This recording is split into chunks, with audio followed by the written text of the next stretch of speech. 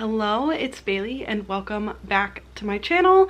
I know I've been a little absent lately, but it is very important to me to get out the shelf this picks for the next 3 months. So I'm grabbing a moment this morning to tell you about the November, December, and January picks. Hopefully I'll be back on my channel soon. I've just got a lot going on.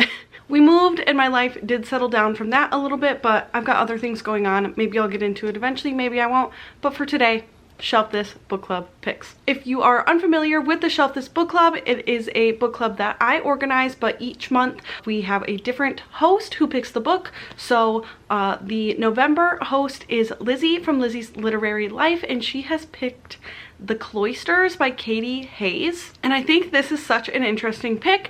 My understanding is that our main character is doing something in a museum. It's a Gothic museum, and there is going to be this like kind of quirky cast of characters, and there's some sort of game going on, and I also know it has to do with tarot cards. Those are the buzzwords I know. But I think it's interesting because this is shelved as like a mystery, thriller, fantasy, Gothic. So I think it'll be fun for the fall season, as well as just like kind of genre bending. So I feel like there's probably something here for everybody. So I'm excited to get to that one. We are quickly approaching November, so that's the main reason I need to get this out. So hopefully you can grab a copy of The Cloisters and join us in November.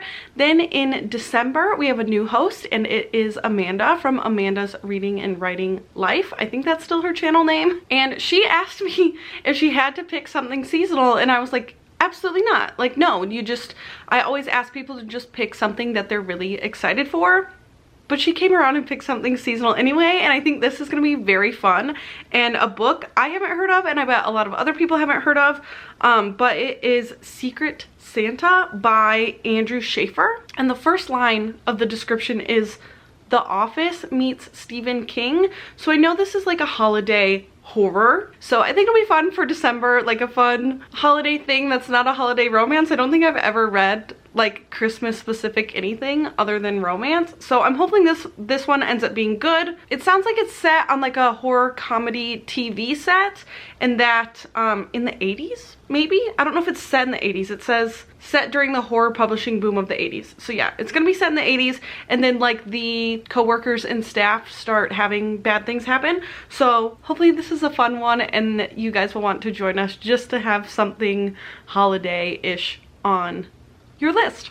So that is December. Then in January, Adriana from Carbon Bonded Books is choosing again, and she has chosen Desert Creatures by Kay Chronister, I'm guessing. It sounds like we have a daughter and father fleeing through the desert, and then something happens to the father, so this young girl is on her own, like in the desert. And the book is pitched in the synopsis as a story of endurance at the expense of redemption. What compromise does survival require of a woman, and can she ever unlearn the instincts that have kept her alive? And so this is also categorized as horror, fantasy, dystopia. So we definitely have a dark set of books here, but I'm kind of excited to get into it. I read a lot of romance in 2024, and I've been telling all my friends that I'm like kind of in a thriller mood. Like I want something a little darker and maybe like more plot action driven. So hopefully these 3 books hit the spot. I hope that you will join us for all or any